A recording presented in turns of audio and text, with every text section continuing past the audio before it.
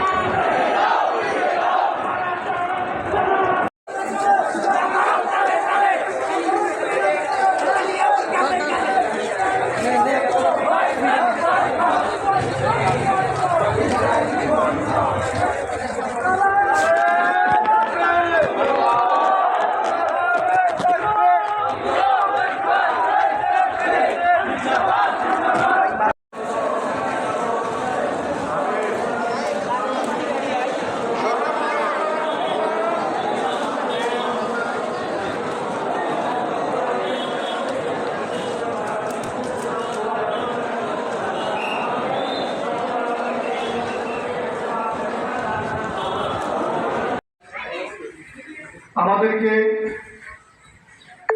ইসরায়েলের বিরুদ্ধে একটি প্রতিবাদমূলক সম্মেলন করার তৌফিক দান করেছেন সকলে আলহামদুলিল্লাহ।